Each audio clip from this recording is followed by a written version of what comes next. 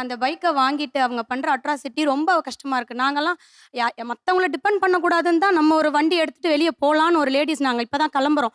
இந்த சிச்சுவேஷன்ல அவன் பைக் அங்க தான் ஸ்டார்ட் பண்ணியிருப்பான். ஆனா அந்த வண்டியோடைய ஸ்பீட் அந்த ஆக்ஸலரேஷன் அங்க பார்க்கும்போதே நமக்கு இங்க பயமாயிடுது. அந்த ட்ரெஸ் ஒரு நிமிஷம் பாருங்களேன், கிழிச்சு கிழிச்சு போட்டுட்டு வந்திருக்காங்க. எந்திரிச்சு நின்னுங்க. அப்படி வாங்க.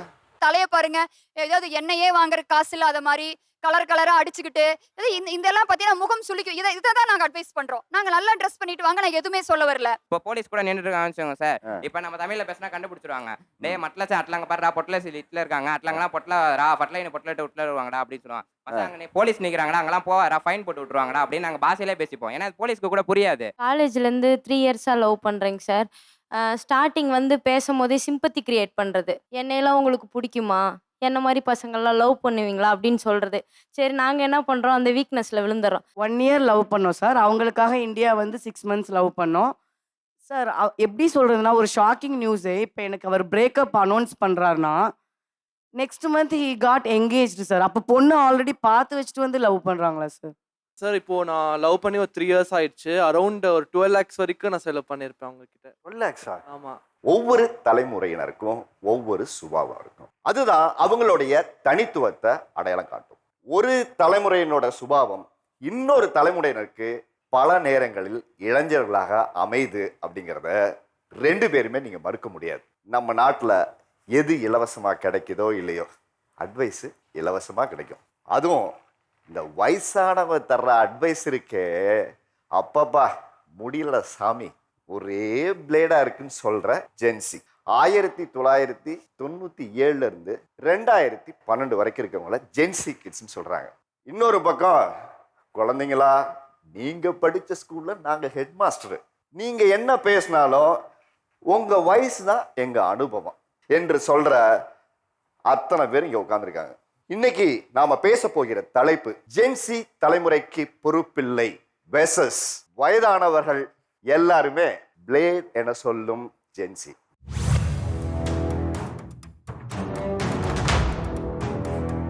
இந்த காலத்து இளைஞர்கள்ட்ட இல்லாத ஒரு முக்கியமான விஷயம்னா நீங்க எதை சொல்லுவீங்க? பொறுமை இல்லை சார், காத்திருப்பு எதுவுமே இல்லை. ஒரே பாட்டுல பெரிய பணக்காரன கோடீஸ்வரன் அவன் காட்டுறாங்க பாருங்க, அந்த மாதிரி ஆகணும்னு நினைக்கிறாங்க. சகிப்புத்தன்மை இல்லை சார் அவங்க கிட்ட, மரியாதை இவங்க கிட்ட இல்லை சார். இவன் ஒன்வேல வரான் சார், வந்துட்டு என்னை பார்த்து பெருசு ஓரமா போ அப்படிங்கிறான் சார். சுயநலம் சார், அவங்கள பற்றி மட்டும் நினைக்கிறாங்க. தன்னை சுற்றி இருக்கக்கூடிய பெற்றோர்களுக்கு இருக்கிற பிரச்சனைகள் அதை பற்றியெல்லாம் அவங்க நினைக்கிறதே இல்லை. டிரைவிங் ரொம்ப ஸ்லோவா பண்ண மாட்றாங்க சார். ஏதோ ஒரு வண்டி வேணும்னு அடம் பிடிச்சி எப்படியோ ஒரு பைக்கை வாங்கிடுறாங்க சார். அந்த பைக்கை வாங்கிட்டு அவங்க பண்ற அட்ராசிட்டி ரொம்ப கஷ்டமா இருக்கு. நாங்கலாம் மத்தவங்கள டிபெண்ட் பண்ணக்கூடாதுன்னு தான் நம்ம ஒரு வண்டி எடுத்துட்டு வெளியே போலான்னு ஒரு லேடீஸ் நாங்க இப்பதான் கிளம்புறோம். இந்த சிச்சுவேஷன்ல அவன் பைக் அங்க தான் ஸ்டார்ட் பண்ணியிருப்பான். ஆனா அந்த வண்டியோடைய ஸ்பீட் அந்த ஆக்ஸலரேஷன் அங்க பார்க்கும்போதே நமக்கு இங்க பயம் ஆயிடுது. டைம் மேனேஜ்மெண்ட் இல்லை சார். அதுக்கு அடுத்து வேலையை தள்ளி போட்டுக்கிட்டே இருக்காங்க. ஸ்கூல் ஸ்டூடெண்ட் சார், ஹோம்ஒர்க் கொடுத்துருக்காங்க. அந்த ஹோம்ஒர்க்கை அவர் பண்ணவே இல்லை. ஆனால் அடுத்த நாள் காலையில் ஸ்கூலில் சப்மிட் பண்ணோம். நைட்டு 9:30 மணிக்கு ஏஐன்னு ஒன்று இருக்காமே, அதில் போயிட்டு அந்த ஹோம்ஒர்க்கை வாசிக்கிறான். உடனே அது ஆன்சரை கொடுத்துருது. அதை அப்படியே நகல் எடுத்துடுறாங்க சார். இது என்னன்னே நமக்கு புரியவே இல்லை. இதுதான் அந்த குறுக்கு வழியை அவங்க தேர்ந்தெடுத்து வேக வேகமாக அதை முடிச்சிருக்காங்க. நீங்க ஒரு புத்திசாலித்தனமான யுக்தியா பார்க்க கூடாது. அந்த கணக்கை சால்வ் பண்ணுறது எப்படி சார்? ஸ்டெப் பை ஸ்டெப் பண்ணணும். இதை எதுவுமே பண்ணாமல் அப்படியே காப்பி அடிச்சா இது பேர் புத்திசாலித்தனம் கிடையாதுல்ல. அதாவது 5இல் வளையாதது 50இல் வளையாது. நாங்கெல்லாம் அந்த காலத்துல எப்படி இருந்தோம் தெரியுமான்னு பெரியவங்க என்னவெல்லாம் சொல்றாங்க. ட்ரெஸ்ஸிங் சென்ஸை வந்து ரொம்ப கம்பேர் பண்ணுறாங்க சார். நாங்கள் இந்த ட்ரெஸ் போட்டால், இந்த ஹேர் கலர் பண்ணால் உடனே பொறுக்கி இந்த லோ கிளாஸ் பையன் அப்படின்ற மாதிரி தனியாக ஒதுக்கி வச்சுருந்தாங்க. இந்த ட்ரெஸ்ஸு போட்டால் நாங்கள் பொறுக்கி ஆயிடுவோமா சார்? இந்த ஹேர் கலர் பண்ணால் நாங்கள் பொறுக்கி ஆயிடுவோமா சார்? இந்த ட்ரெஸ் போட்டு போனால் தான் 4 பேர் எங்களை பார்ப்பாங்க, லைக் பண்ணுவாங்க. இந்த மாதிரி ஒரு பையன் ட்ரெஸ் போட்டு வந்தான்டா, ஆமாம் அந்த பையன் தான் வந்தான் அப்படின்னு எங்களை ஈஸியாக அடையாளம் பண்ணிடுவாங்க. அதனாலே நாங்கள் இந்த ட்ரெஸ் போட்டு போகிறோம். சார் சொன்னார் வீட்டில் ஹோம்ஒர்க் பண்ண மாட்டேங்கிறேன் அப்படின்னு சொன்னார். ஏயில் எடுத்துகிட்டு வந்து கொடுக்குறோம் அப்படின்னு சார் சொல்கிறாரு. நீங்கள் 7 பீரியட் இருக்கு, 8 பீரியட் இருக்குது. அந்த 8 பீரியடுக்கும் ஒவ்வொரு சாரும் ஒவ்வொரு சப்ஜெக்ட்டில் ஹோம்ஒர்க் கொடுத்தா நாங்கள் வீட்டில் போயிட்டு விளையாடுவோமா, இல்லை வேலைக்கு போவோமா, இல்லை அந்த 8 சப்ஜெக்ட் ஹோம்ஒர்க்லாம் பண்ணிட்டு இருப்போமா சார்? அந்த ட்ரெஸ் ஒரு நிமிஷம் பாருங்களேன், கிழிச்சு கிழிச்சு போட்டுட்டு வந்திருக்காங்க. எந்திரிச்சு நின்னுங்க. அப்படி வாங்க. தலைய பாருங்க, ஏதாவது எண்ணெயே வாங்குற காசு இல்லாத மாதிரி கலர் கலரா அடிச்சுக்கிட்டு இதெல்லாம் பார்த்தீங்கன்னா முகம் சுளிக்கும். இதை தான் நாங்க அட்வைஸ் பண்றோம். நாங்க நல்லா ட்ரெஸ் பண்ணிட்டு வாங்க, நான் எதுவுமே சொல்ல வரல. ஸ்கூல்ல இருந்து வீட்டில் ஹேர் கட் கரெக்டாக பண்ணணும் அப்படி சொல்லிட்டு கரெக்டாக ஒரு டிசிப்ளினாக ஹேர் கட் பண்ணி அனுப்பிச்சி விட்டாங்க. அப்புறம் காலேஜில் வந்தோடனே காலேஜுக்கு ஹேர் கட்டுக்கு பயந்தே நம்ம ஒளிஞ்சு போனதெல்லாம் உண்டு. அது சரி அப்பயும் டிசிப்ளினாக இருக்கணும்னு இருந்துட்டோம். அதுக்கப்புறம் வேலைக்கு வந்து இப்போ ஹேர் கட் இருக்கும் போது வெட்டிக்கிறாம அப்புறம் போயிடும். எப்படியும் போனதுக்கப்புறம் அப்புறம் என்ன பண்ணுறது? சொல்லுங்க, எந்த விஷயம் எல்லாம் உங்களோட திரும்ப திரும்ப சொல்லி அவங்க போர் அடிக்கிறாங்க? யாருமே மரியாதை கொடுக்கலன்னு சொல்றாங்க. நாங்க எல்லாருக்கும் மரியாதை கொடுத்து தான் போறோம். ஆக்சுவலா இவங்க நம்மளுக்கு மரியாதை கொடுக்கறது இல்ல சார். மெனி ஆஃப் தி சிச்சுவேஷன்ஸ் சின்ன பசங்களுக்கு என்ன தெரியும்னு சொல்லிடுறாங்க. அதே மாதிரி அந்த காலத்துல நாங்க இருக்கும் போதெல்லாம் இந்த மாதிரி பண்ணோம், அந்த மாதிரி பண்ணோம், நீங்க என்ன இந்த மாதிரி பண்ணிட்டு இருக்கீங்க, அந்த காலம் வேற இந்த காலம் வேற, திருப்பி அதே எடுத்துறது இங்கே வைக்கிறீங்களே, நான் யோசிப்பேன் சார் நிறைய தடவை. ஆனா இந்த டைலாக் வந்து என்னோட 6 இயர்ஸ்ல த்ரோ அவுட்டா கேட்டு வரேன். நான் அந்த காலத்துல இருக்கும்போது அதில் இப்படிலாம் பண்ணிட்டு இருந்தப்பா 6 வருஷமா கேட்டுட்டு இருக்கேன் சார். நான் 22 வயசுல கல்யாணம் பண்ணணும்னு சொன்னா நம்ம பேரண்ட்ஸ் சொல்றாங்க நம்ம கல்யாணம் பண்ணிக்கலாம் அப்படின்னு சொல்லி பண்ணிப்பாங்க. ஆனா இப்பெல்லாம் பசங்கள் பாத்தீங்கன்னா கல்யாணம் பண்ணிக்கணும்னாவே எங்களுக்கு அவங்க ஒத்து வரலன்னா நாங்க டிவோர்ஸ் பண்ணிடலாமா அப்படின்ற ஒரு மனநிலைமையில தான் சார் அவங்க எடுத்து கால் வைக்கிறது அந்த திருமண வாழ்க்கையில. நீங்க ஏன் அப்படி பாக்குறீங்க? அன்னைக்கு இதெல்லாம் பெற்றோர்களிடம் சொல்லுகிற ஒரு மிகப்பெரிய தயக்கம் இருந்தது, மிகப்பெரிய ஒரு பயம் இருந்தது, அப்புறம் அந்த சமூகத்தை பார்த்து நம்ம என்ன சொல்லுங்கிற ஒரு அச்சம் இருந்தது. இதெல்லாமே ஒரு காரணம் இல்ல. இன்னைக்கு அதுல இருந்து அவங்க எல்லாம் வெளியில வந்திருக்காங்க, நீங்க ஏன் பார்க்க கூடாதுன்னு கேட்க? இல்ல சார், இப்ப டிவோர்ஸ் அதுக்கு தகுந்த மாதிரி அதிகமா இருக்குல்ல சார். இப்ப யாரும் புரிஞ்சுக்கிட்டு நான் என்ன கேட்கிறேன், அன்னைக்கு பிடிக்காமலும் அந்த திருமணத்தில் வாழ்ந்தாக வேண்டிய கட்டாயம் எவ்வளவு பேருக்கு இருந்தது? அந்த காலத்துல வந்து எங்க வயசுல இருக்கும்போது அவங்களால பண்ண முடியாத அந்த ஒரு ஃப்ரஸ்ட்ரேஷன் நினைக்கிறேன். ஐ திங்க் இந்த மாடர்ன் வேர்ல்டில் அப்டேட்டாக இல்லைன்னா நம்மளால் வாழவே முடியாது. எல்லாருமே அப்டேட்டாக தான் இருக்கணும். ஆனால் எதுலையெல்லாம் அப்டேட்டாக இருக்காங்க? கம்ப்யூட்டர் சம்மந்தமாக நல்லா அப்டேட்டாக இருக்காங்க. ஏஐ சம்மந்தமாக வெளுத்து வாங்குறாங்க. ரொபோட்டிக்ஸ் சம்மந்தமாக பட்டையை கலப்புறாங்க. ரீல்ஸில் பயங்கரமாக அப்டேட்டாக இருக்காங்க. 1 லட்ச ரூபா பைக் வாங்குறதே அவன் ரீல்ஸ் எடுக்கிறதுக்கு தான் முதல்ல வாங்குறான். அதில் எப்படி எடுக்கிறான்? ஒரு கையில் ஓட்டிட்டு போகிறான். அப்புறம் தன்னோட கேர்ள் ஃப்ரெண்டை முன்னாடி உட்கார வச்சிருக்கான், ஆப்போசிட்ல உட்கார வச்சுட்டு ஒரு கையில வண்டி எடுத்து ரீல்ஸ் எடுக்கிறாங்க. அடுத்து வாட்டர் ஃபால்ஸ் உச்சியிலிருந்து எடுக்கிறாங்க, மலை உச்சியிலிருந்து எடுக்கிறாங்க. இந்த ரீல்ஸ்னு ரியல் லைஃப்பை நம்ம இழந்துட்டு வரோம். இத்தனை உயிர்கள் போயிருக்குன்னு நம்ம பார்க்கணும். இந்த ரீல்ஸ் பார்க்க ஆரம்பிச்சுனாங்க சார், இப்படி தள்ளிட்டே இருக்காங்க இல்லைங்களா? 1/2 மணி நேரமா, 1 மணி நேரமா, 2 மணி நேரமா தெரியாம தள்ளிட்டே இருக்காங்க. எவ்வளோ வீடியோ பார்த்தோன்னு அவங்களுக்கே தெரியாது, என்ன பார்த்தோன்னு கடைசியில ஒண்ணுமே தெரியாது. நாங்க இப்போ ரீல்ஸ் இருக்கோம்னா இவங்க சீரியல் டிவி சீரியல் இல்லையா சார்? எத்தனை மணிக்கணக்கா வந்து டிவி சீரியல் இருந்து பார்த்துட்டு இருக்காங்க. இந்த மென்டாலிட்டி தான் சார். எது எடுத்தாலுமே நெகட்டிவா பாக்குறாங்க. அதே அந்த ரீல்ஸை போட்டு எத்தனை பேருக்கு நல்ல ஆப்பர்ச்சுனிட்டி கிடைச்சிருக்கு. இப்ப கிரியேட்டர் எக்கனாமின்னு சொல்லிட்டு பல ஆயிரம் கோடி வந்து மார்க்கெட் வந்து டெவலப் ஆயிருக்கு. எத்தனை பேர் டெவலப் ஆயிருக்காங்க? அந்த கிரியேட்டர் இதுதான் விஷயம். இதுதான் அந்த அப்டேட் இல்ல. ஒருத்த வந்து ஒரு வருஷம் ஃபுல்லா சம்பாதிக்கிறத இப்ப இன்ஃப்ளூயன்சர் ரீல் போட்டு ஒரு வீடியோக்கு 50,000 to 60,000 சம்பாதிக்கிறாங்க. மாசம் 10 ரீல் போட்டா அது 5 லட்சம். ஒரு எம்ப்ளாயோட ஒரு வருஷம் எல்பி வந்து அதுல கவர் ஆகுது. அந்த பாசிட்டிவா பார்க்க மாட்டாங்க. என்ன வந்து அவங்க ரீல்ஸ்ன்னு சொல்றாங்க. அது மூலியமா நான் வந்து இந்த செயின் வாங்கினேன். நான் வந்து ஒரு இன்ஃப்ளூயன்சரா இருக்கேன். இந்த செயின் வாங்கினேன், இந்த ஃபோன் வாங்கினேன். எல்லாமே வந்து என்ன ரெவென்யூ கிடைக்குது ஒரு மாசத்துல? ஒரு மாசத்துக்கு ஒரு ஐடி எம்ப்ளாயி எவ்வளோ எதிர்பார்க்குறாங்களோ அந்த இது எனக்கு கிடைக்கும். அதை வந்து நான் இப்போ ஃப்ரீலான்சிங்காக பண்ணுறேன். என்னோட கரியர் இதுன்னு எனக்கு தெரியாது. ஸோ அதனால இது எனக்கு ஸ்ட்ராங்காக ஆகிற வரைக்கும் நான் எனக்கு இன்னொரு வேலை பாசிவ் இன்கம் இது உங்களுக்கு கொடுக்குது. பாசிவ் இன்கம் இது கொடுக்குது. என்னோட மெயின் இன்கம்க்கு ஈக்குவலாகவே இது பாசிவ் இன்கம் கொடுக்குது. ஒரு ஃபோன் நிறைய பேருக்கு வேலை வாங்கி கொடுக்கும்போது அதை ஏன் நீங்க அப்படி பார்க்காம அதுல இருந்து குறைய பார்க்குறீங்கன்னு கேட்குறாங்க. நம்ம சொல்றதே அவங்க புரிஞ்சுக்கிறது இல்லை. ஏன்னா எங்களை பொறுத்த வரைக்கும் அவங்க வந்து உறவு, உயிர், உலகம் எல்லாமே அவங்க தான். 2 வீலர் எடுத்துகிட்டு ஓட்டுறீங்க, வேகமாக ஓட்டுறீங்க. அது வந்து வேகமாக ஓட்டுறது நான் இல்லை, நீங்கள் இல்லை, சின்ன குழந்தை கூட முறுக்குனா வேகமாக போகும். ஆனால் அந்த நிதானம் இல்லாமல் ஓட்டுறாங்க. இப்போவே இந்த ஷோவில் என்ன தெரியுது அப்படின்னா, நான் உங்ககிட்ட ஒரு கேள்வி கேட்குறேன், ஆனால் நீங்கள் உங்கள் அனுபவத்தில் என்ன யோசிச்சு வச்சுருக்கீங்களோ அதுக்கு தான் பதில் சொல்லிட்டே இருக்கீங்க. 100 ரூபா எனக்கு எவ்வளோ பெருசு தெரியுமா, அந்த காலத்தில் நான் எப்படி தெரியுமா, இப்படி சொல்கிறீங்க சார். இன்னைக்கு என்ன சூழலோ எனக்கு புரியுற மாதிரி சொல்லுங்க. 1991 வந்து புதிய பொருளாதார கொள்கை இந்தியாவுக்குள்ள வருது. அப்போ வந்த பொழுது பார்த்தீங்கன்னா தாராள மயம், தனியார் மயம், உலக மயம் வருது. அது வந்த பிறகு அப்போ என்ன சொன்னாங்கன்னா, எக்ஸ்பர்ட்ஸ் என்ன சொன்னாங்க, மெக்சிகோவில் மாதிரி இங்கேயும் வந்து கல்ச்சரலாகவும் நிறைய சேஞ்சஸ் வரும்னு சொன்னாங்க. அப்போ யாருக்குமே அதை பற்றி புரியல. ரொம்ப ப்ரீமெச்சூர்டான ஒரு விஷயமா இருந்தது. ஒரு கமல்ஹாசன் படம் மாதிரி 20 வருஷம் கழிச்சு வர பர்சனாக முன்னாடி சொன்னீங்கன்னா மக்களுக்கு புரியாதுங்கிற மாதிரி இருந்துச்சு அன்னைக்கு. இப்போ பார்த்தீங்கன்னா அதோட விளைவில் பார்க்குறோம். 91க்கு அப்புறம் பிறந்த குழந்தைங்க எல்லாருமே பார்த்தீங்கன்னா கன்சியூமரிசத்துக்கு பயங்கரமாக அடிக்ட் ஆயிருப்பாங்க. கன்சியூமரிசம் நுகர்வியல் கலாச்சாரத்துக்கு அடிமையாக இருப்பாங்க. மெட்டீரியலிஸ்டிக்காக சிந்திக்க தொடங்கி இருப்பாங்க. எப்போ நீங்கள் மெட்டீரியலிஸ்டிக்காக சிந்திக்க தொடங்குறீங்களோ அப்போ அறநெறிகள் அடிவாங்கும். அப்போ அறநெறிகளை பற்றி யார் பேசுகிறாங்களோ அவங்க பூமர் ஆகிடுவாங்க. ஓகே, டெக்னாலஜியை நீங்கள் பயன்படுத்துறீங்க, அதனால ஒரு தொழிலை உருவாக்கிட்டீங்க, அதெல்லாம் சந்தோஷம். ஒரு பைக் வாங்குறீங்க, ஏன் நீங்கள் ரூல்ஸை ஃபாலோ பண்ணுறதில்ல? அந்த ஆபத்து உங்களுக்கானது மட்டும் இல்லை, ரோட்டில் நடந்து போகிற எங்களுக்கும் ஆனது இல்லை. இந்த இர்ரெஸ்பான்சிபிலிட்டி ஏன்? ஒரு அட்டென்ஷன் சீக்கிங்காக தான் இதை செய்கிறீங்க அப்படின்னு ஒரு குற்றச்சாட்டு வைக்கிறாங்களே, இதுக்கு உங்ககிட்ட என்ன பதில் இருக்கு? இப்போ வந்து டெத் வீட்ல வந்துட்டு குக் பண்ணக்கூடாதுன்னு அந்த காலத்துல இருந்தாங்க. ஏன்னா எல்லாம் ஒண்ணா இருந்தாங்க. பிரதர்ஸ், பங்காளி எல்லாம் ஒண்ணா இருந்தாங்க. இப்ப வந்து அப்படி கிடையாது. அவங்க எங்கேயோ ஏதோ ஒரு ஊர்ல இருப்பாங்க. நான் சேலம்ல இருக்கேன். அவங்க ஈரோட்ல எங்கேயோ இருப்பாங்க. அங்க டெத் ஆயிருக்கும். என் வீட்ல சமைக்க கூடாதுன்னு சொல்லுவாங்க. அது ஏன் சமைக்க கூடாதுன்னு கேட்டா அதுக்கு ரீசன் இருக்காது. ஸோ இந்த மாதிரி இல்லாஜிக்கல் அட்வைசஸ் இருக்கு. அந்த காலத்துல எல்லாம் ஒண்ணா ஒரே வீட்ல இருந்தாங்க. ஸோ அந்த ஜெர்ம்ஸ் அந்த பாடியில இருந்து ஜெர்ம்ஸ் வரக்கூடாதுன்னு குக் பண்ணியிருக்க மாட்டாங்க. இப்போ அவர் எங்கேயோ இருக்கிறாரு, எங்கேயோ இறந்து போயிருக்காரு.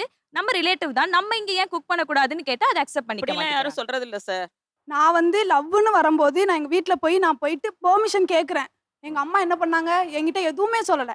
ஃபஸ்ட்டு கொஸ்டின் கேட்குறாங்க, அவன் என்ன கேஸ்ட்டு ஃபஸ்ட்டு வைக்கிறாங்க. எதுக்கு கேட்குறாங்க? எதுக்கு தேவையில்லாமல் அவங்களோட கேஸ்ட் என்னன்னு கேட்குறீங்க? எனக்கு அது ஒரு விஷயம்.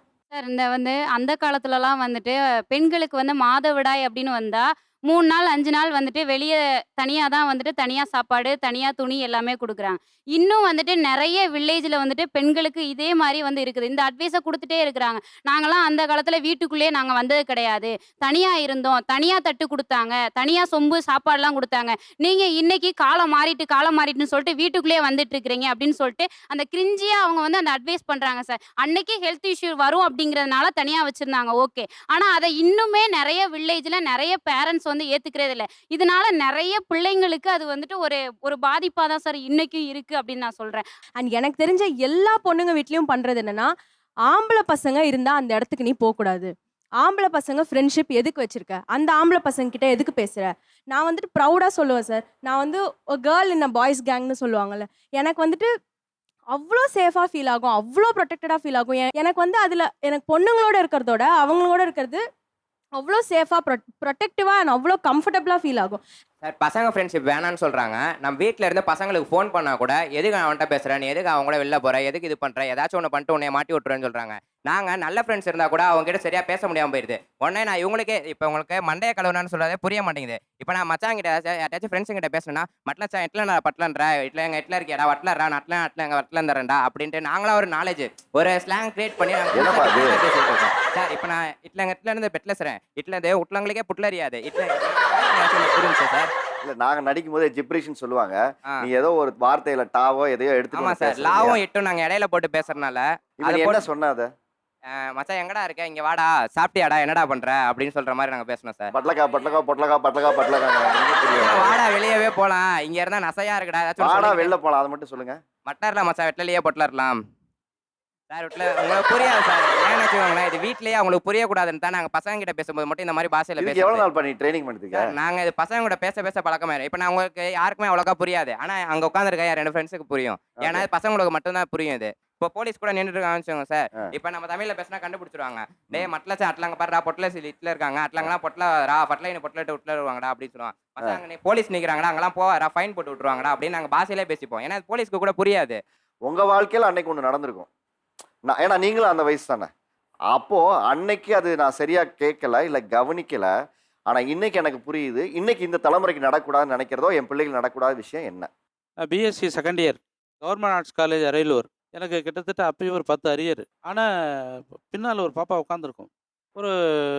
ஒரு என் புக்கை வாங்கும், திரும்ப கொடுக்கும், புக்கை வாங்க கொடுக்கும். ஒரு வாரம் மெனக்கெட்டு எழுதுனேன் கவிதை. உனக்கு தெரியாமல் உன்னை விரும்பி எனக்குள் நானே கைக்கிளை பாடினேன், உணர்வுகள் அழிவதில்லை நீ நானா அப்படின்ட்டு கிட்டத்தட்ட ஒரு 10 லைன் எழுதி அதில் கிட்டத்தட்ட அழகாக ஒரு ரோஸை வரைஞ்சி கிட்டத்தட்ட அது டிசைன் எல்லாம் பண்ணி. கீழே இதையும் போட்டிங்களா? ஆமாம், இதையும் போட்டு ரோஜாப்பூலாம் போட்டு அந்த இதெல்லாம் போட்டு அழகாக பண்ணி ரொம்ப எல்லாம் பண்ணிட்டேன் சார். எல்லாம் பண்ணிட்டு அந்த லெட்டர் வந்து அந்த பொண்ணு சாயந்தரம் போகும்போது என் புக்கை வாங்க, என் நோட்டை வாங்கும். இப்படியாக எழுதியிருப்பேன் நான். நோட்டு இதில் வாங்கும்போது இது அந்த புக்கு மட்டும் ப்ரொஃபஸர் கையில் கிடச்சிருச்சு. அந்த பொண்ணு கொண்டு கொடுத்துருச்சு. அழுது ஓன்னு அழுது, இந்த மாதிரி அவனை நான் நல்லவன் நினச்சிட்டு இருந்தேன், இந்த மாதிரி பண்ணிட்டான் அப்படின்னு. அவர் சாயந்தரம் கிளாஸஸ்லாம் போன பிறகு என்னை கூப்பிட்டாரு. ஏய், இவ்வளோ நல்லா கவிதை எழுத வருது உனக்கு, இவ்வளோ நல்லா பாட்டெல்லாம் கூட பாடுற, ஏன் நீ நல்லா படிக்கக்கூடாது, இருக்கிற அரியரை பூரா கிளியர் பண்ணிடலாமன்னு கூப்பிட்டு வச்சு என் தோள் மேலே கையை போட்டார் sir. Doctor Vijayaraman, he is not more now. அதுக்கப்புறம் ஒரு வேகம் எடுத்து பிஎஸ்சியில் each and every subject first class, எம்எஸ்சியில் each and every subject first class, பிஎட்டில் நான் தான் ஒருத்தநாடு காலேஜில் ஃபஸ்ட் மார்க். பிஎட் முடிஞ்ச உடனே டிஎன்பிஎஸ்சி எழுதினேன், கவர்மெண்ட் ஜாபுக்கு வந்துட்டேன். இதுக்கு அந்த டாக்டர் விஜயராமன் போட்ட பிச்சைன்னு இந்த இடத்துல எல்லாருக்கும் சொல்லிக்கிறேன். ஏன்னா ஒரு சின்ன துருப்புச்சீட்டு கிடைக்கும். அன்னைக்கு உங்க வயசு என்ன? 19. 19 வயசு உங்களுக்கு. உங்களோட படித்த அந்த பெண்ணுக்கும் 19 வயசு தான் இருக்கும் நான் நம்புறேன், இல்லையா? அவ்வளவுதான்.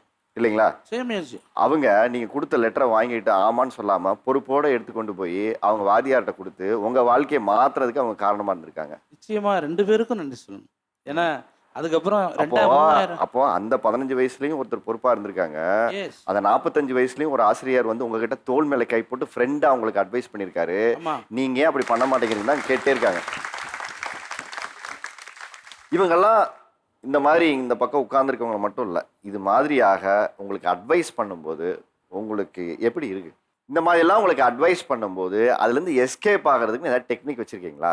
அவங்க பேசும்போது நம்ம ஃபஸ்ட்டு நல்லா லிசன் பண்ணுவோம். அப்புறம் நம்ம அப்படிங்களா, ஓகே ஓகே அப்படி இப்படியெல்லாம் நம்ம நடிக்கும், மேபி நடிக்கும். லிசனிங் கெபாசிட்டி போயிடும் இல்லையா? ஃபோக்கஸே இருக்காது, தலையாட்டினே இருப்போம். ஆமாம் தலை, ஆமாம் ஆமாம் ஆமாம் ஆமாம் அப்படி இப்படி ஆக்ஷன் எல்லாம் பண்ணிட்டு அப்படியே இருந்தால் எஸ்கேப் ஆகும். அப்படியே எஸ்கேப் ஆவீங்க. I started building barriers sir. ஆ. ஒரு ஸ்டெப் நல்லா ஃப்ரெண்ட்லியா மூவ் பண்ணிட்டு இருந்த பர்சன் தான். ஆனா வந்துட்டு இப்போ ஒரு டிஸ்டன்ஸ் மெயின்டைன் பண்ண ஆரம்பிச்சேன். நான் பேசினா தானே நீ என்ன கேள்வி கேட்பேன், நான் பேசவே இல்லை. அண்ட் இன்னொன்று வந்துட்டு ஃபங்க்ஷன்ஸ்லாம் போகிறது அவாய்ட் பண்ணிடுறேன், சுத்தமாக போகிறதே இல்லை. பாடி ஷேமிங்ன்றது ஒன்று வந்து பயங்கரமாக எங்கள் ஜென்ரேஷனை அக்செப்ட் பண்ண ஆரம்பிச்சிட்டோம். இது எல்லா பாடி டைப்பும் இஸ் பியூட்டிஃபுல் தான், எல்லா ஸ்கின் டைப் இஸ் பியூட்டிஃபுல் தான் அப்படின்னு. ஆனால் வந்து அவங்க சைடில் இருக்கிறவங்க நிறைய பேரை வந்து அதை ஏற்றுக்கவே இல்லை. அதை ஒரு அட்வைஸாக கொண்டு வரோம். என்னம்மா குண்டாயிட்ட அப்படின்னு. நான் எப்போ ஒல்லியாக இருந்தேன், ஓகே ஓகே நான் குண்டாயிட்டேன், நான் கண்ணாடி பார்க்குறேங்க, எனக்கு தெரியும் நான் குண்டா இருக்கேன்னு எனக்கு தெரியும். இது ஒரு பிரச்சனை என்கிட்ட கொண்டு வரும். அதனால நான் போகிறத ஸ்டாப் பண்ணிட்டேன். நான் எப்போவுமே ஐடி கார்டு போட மாட்டேன் சார். ஏன்னா ஐடி கார்டு போட்டால் கசகசன் இருக்கிறனால ஐடி கார்டு போட மாட்டேன். உடனே ஸ்டாஃப்ஸ் என்ன பண்ணுவாங்க, நீ சரிப்பட மாட்டேங்கிறேன், நான் உங்கள் வீட்டுக்கிட்ட பேசிக்கிறேன் அப்படின்னு சொல்லிட்டு என்கிட்ட அம்மா கிட்ட ஃபோன் இல்லை, நான் அப்பா நம்பர் வேணா தரேன்ட்டு என் நம்பரே கொடுத்துட்டு வந்துடுறேன் சார். வீட்டுக்கு வந்தானே சார் ஃபோன் பண்ணுவார், ஃபோன் என்கிட்ட தான் இருக்கும். நான் ஒன்று என்ன பண்ணுவேன், தம்பி வெளில போயிருக்காயா, லேட்டாக வர்றதுக்கு மாவு வாங்க போயிருக்காயா, வந்தோடனே கால் பண்ண சொல்கிறேன் சார் அப்படின்னு சொல்லிட்டு அது மாதிரி ஏதாச்சும் ஒன்று பேசிட்டு வச்சுருவேன். சரி சார் வந்தோடனே கால் பண்ண சொல்லுங்க சார் அப்படின்னு சொல்லிட்டு அவரே ஏதாச்சும் ஒன்று சொல்லுவார். சார் இந்த மாதிரி பையன் ஒழுங்காக தான் சார் வந்துட்டு இருப்பான், நான் இனிமேட்டே கரெக்டாக அனுப்பிச்சு விட்டேன் சார், என்னன்னு இல்லை சார், பசங்க கூட சேர்ந்து சுற்றிட்டு இருக்கான் சார், நாளையிலேருந்து கரெக்டாக வந்துடுவேன் சார் அப்படின்னு சொல்லிட்டு நானே ஏதாச்சும் ஒன்று எங்கள் அப்பா மாதிரி பேசுறது நானே வச்சுருவேன். இதே மாதிரி தான் சார் ஒரு 2 வருஷமா பேசுவாரா? இல்லை சார், உங்க அப்பா இந்த டோன் தான் சார் பேசுவார். இன்ன வரைக்கும் அப்பா கிட்ட பேசினதே இல்லை. நான் நினச்சி தான் சார் 2 வருஷமா என்கிட்ட பேசிட்டு ஒரு வாய்ஸ் கிரியேட் பண்ணி ரெஜிஸ்டர் பண்ணிட்டா இது அவங்க அப்பான்னு. ஆமா சார், சீரியஸா நம்பிடுவாங்க. இதே மாதிரி கிட்டத்தட்ட ஒரு 2 வருஷம் 11th 12th ஃபுல்லா இந்த மாதிரி தான் சார் பேசிட்டு இருந்தேன். அதனால ரொம்ப ஏமாத்திடுமா அப்படின்னு தோணுது. இப்போ சார் வீடியோ பார்த்தானே என்ன நினைக்கிறாருன்னு தெரியல. நீங்க அட்வைஸ் பண்ணும்போது என்னவெல்லாம் ஒரு வார்த்தையில சொல்லி உங்களை ஆஃப் பண்றாங்க? அதாவது வயசுக்கு மரியாதை இல்லாம என்ன மாதிரி எல்லாம் நீங்க அட்வைஸ் பண்ணதும் உங்களை பேசி அவங்க ஆஃப் பண்றாங்க? எங்க ஜென்ரேஷன் வந்து அட்வைஸ் நமக்கு பண்றாங்கன்னு சகிச்சு கேட்டுக்கிட்டு இருந்தோம். 4 பேத்துக்கு முன்னாடி ஏதாவது சத்தம் போட்டா கூட இப்ப என்னன்னா எனக்கு அவங்க முன்னாடி இதை சொல்லிட்டாங்க பேசிட்டாங்க அப்படின்ட்டு அந்த அந்த எனக்கு சொல்லிட்டியா அப்படின்ட்டு அதை வந்து ஒரு வாரம் மனசுல வச்சுக்கிட்டு இருக்கிறது, அப்புறம் அதை நம்மளை கண்டா பேசாம போறது. இப்போ அந்த ஜென்ரேஷன் அது வந்து இருக்குங்க சார். இருக்கு. வேற எடுத்தவொடனே நேர வாயை மூடுன்னே சொல்லிடுறாங்க. வாயை மூடு அப்படின்னு சொல்லிடுறாங்க. ரூம்குள்ள போய் கதவை வேகமா அடைச்சிடுறாங்க. அமைதியாக தான் சொல்லியிருப்போம், இருந்தாலும் அவங்க காமிக்கிற ஆட்டிடியூடு நமக்கு ரொம்ப மனசுக்கு கஷ்டமாயிருது. நாம ஏதோ பெருசா பண்ணிட்டோமோ அப்படின்னு நமக்கே ஒரு பேனிக்கை கிரியேட் பண்றது. நம்ம பெத்தவங்கள்ட்டையும் திட்டு வாங்குறோம், நம்ம பெத்ததுகள்ட்டையும் திட்டு வாங்குற மாதிரி சூழ்நிலை ஆகுது. எனக்கு பின்னாடி வண்டியில் உட்காந்துருந்தா வண்டியை மெதுவாக ஓட்டுப்பா அப்படின்னு சொன்னால் அவன் மெதுவாக ஓட்ட மாட்டான். வயசானவனுக்கு வெளியே பின்னாடி உட்கார், பேசாமல் உட்கார், வண்டி அப்படி தான் போகும் அப்படிமா. ரொம்ப அட்வைஸ் சொன்னதில்லை. பட் இப்போ ரீசெண்டாக சொல்லும்போது எனக்கு ஆஃபீஸ் செகண்ட் கால் வருதுமா, கட் பண்ணிடு சொல்றது. நொய்யின்னு எதுவும் சொல்லாத. இது ரொம்ப வழக்கமா வீட்டுல சொல்றது. 6வது படிக்கிற பிள்ளை சொல்றான், நொய்யின்னு சொல்லாத. நம்ம திரும்பவும் சொன்னோம்னா பசிக்குது தோசை ஊத்துங்க, எல்லாத்தையும் ஸ்டாப் பண்ணு. முதல்ல சாப்பாடை போட்டு சாப்பாடை போடு அப்படின்னாலே நமக்கு பிள்ளை பசிக்குது, அதுக்கப்புறம் தான் நமக்கு மற்றதெல்லாம். இந்த தலைமுறை எதெல்லாம் சோஷியல் ரெஸ்பான்சிபிலிட்டி இல்லாம நடந்துக்கிறாங்க. சாலையில விபத்து நடக்குது அப்படின்னு சொன்னா அந்த விபத்து நடக்கிற இடத்துல பசங்க போய் அங்க இருக்கிறவங்கள எழுப்பி விட்டு அவங்களுக்கான ஃபர்ஸ்ட் எய்ட் என்ன செய்யணும் அப்படின்ற ஒரு மோட்டிவேஷன் இப்ப குறைஞ்சிருக்குன்னு சொல்லலாம். எதனால அது குறைஞ்சிருக்கு அப்படின்னு சொன்னா, அப்படி எப்படி விழுந்திருக்காரு, எப்படி வேகமா போனாரு, எப்படி விழுந்து எந்திரிச்சாரு அப்படின்னு வீடியோ எடுக்கணும். அதை வந்து நம்ம என்ன போஸ்ட் பண்ணணும். அதை எத்தனை பேர் பார்க்குறாங்க, எத்தனை பேர் லைக் பண்றாங்க, அதுக்கு எத்தனை பேர் என்ன கமெண்ட் கொடுக்குறாங்க அப்படின்ற ஒரு எண்ணம் வந்திருக்கு. சோஷியல் ரெஸ்பான்சிபிலிட்டிஸ் இல்லை அப்படின்னா ஃப்ளட்டு வந்த டைம்ல வந்து நாங்க தான் மோஸ்டா இறங்கி வேலை செஞ்சது. சோஷியலி ப்ராப்ளம் வர்றது வந்துட்டு எங்களால தான் அவங்களுக்கு அப்படின்றாங்க. பீயிங் விமென் நாங்க இப்போ வந்து எல்லாருமே லேடிஸ் தான். மோஸ்டா எங்களை ஹராஸ் பண்றது இந்த மாதிரி பசங்களா அவங்கள மாதிரி ஓல்டர் பீப்புளா? நான் பத்திரிகையாளங்கனால சொல்கிறேன். ஒரு 5 ஆண்டுகளுக்கு முன்னாடி வந்து ஒரு பெரிய நெட்வொர்க் வந்து தமிழ்நாடு கவர்மெண்ட் வந்து பிடிச்சாங்க. நம்ம சர்வதேச போலீஸ் இன்டர்போலுடைய தகவலின் பேரில் பிடிச்சாங்க.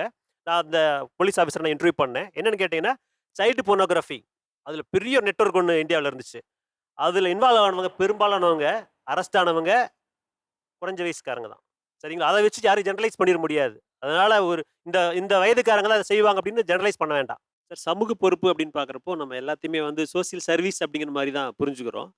பண்பாட்டு தளத்துலேயும் சமூக பொறுப்பு நமக்கு உண்டு. என்னன்னு கேட்டிங்கன்னா மொழி பற்றிய ஒரு அடிப்படையான புரிதல், ஒரு பிரஜை, ஒரு ஒரு பற்று அப்படிங்கிறது வந்து இளைய தலைமுறைக்கு கம்மியாக இருக்கும்னு எனக்கு தோணுது. நான் ஒரு பத்திரிகையாளர். நான் ஒரு 23 ஆண்டுகளாக துறையில் இருக்கேன். இப்போ நான் சந்திக்கிற விஷயத்தை பார்த்தா எனக்கு பயமாக இருக்குது. தமிழ் மொழி தெரியாட்டியும் பரவாயில்லன்னு பேசுகிறப்போ ரொம்ப அது பெயின்ஃபுல்லாக இருக்குது. பயங்கர பெயின்ஃபுல்லாக இருக்குது. சின்ன நாவா பெரிய நாவா, சின்ன லாவா பெரிய லாவா அப்படின்னு வந்து சந்தேகம் கேட்குறாங்க. அடிப்படையான ஒரு மொழி புரிதல் இல்லாமல் இருக்கிற பொழுது இது வந்து சமூகத்துக்கு மட்டுமல்ல, இது வந்து பண்பாட்டு தளவில் தனது இனத்துக்கு செய்கிற துரோகம்னு நான் கருதுறேன். இடஒதுக்கீடு சம்பந்தமா இளைய தலைமுறை ஒரு சரியான விழிப்புணர்வோடு இல்லை சார். அவங்க இப்ப சொல்லக்கூடிய செய்தி என்னன்னா, இடஒதுக்கீடு சமூக நீதி குறித்து தவறான புரிதலை வைத்திருக்கிறார்கள். அந்த இடத்துல என்ன சொல்லிடுறாங்கன்னா, சாதிகள் இல்ல நாங்க எல்லாம் ஒண்ணுங்கிறாங்க இல்லையா, அந்த இடத்துல சாதிகளின் அடிப்படையில் எப்படி இடஒதுக்கீடு கொண்டு வரப்பட்டது, தமிழ்நாடு இன்றைக்கு இந்தியா முழுவதற்கும் சமூக நீதிக்கு எப்படி வந்து ஒரு உதாரணமாக இருக்கிறது, இது பற்றிய வரலாற்றுலாம் அவங்க தெரியாது. சமூக உணர்வோடு இருக்கிறார்கள். ஆனால் நம்முடைய தமிழ் மண்ணினுடைய இடஒதுக்கீடு சமூக நீதி குறித்தெல்லாம் அவர்களுக்கு தெரியாது. அது குறித்து நாங்கள் சொல்லும் போது அவர்களுக்கு அறிவுரை பிடிக்கவில்லை.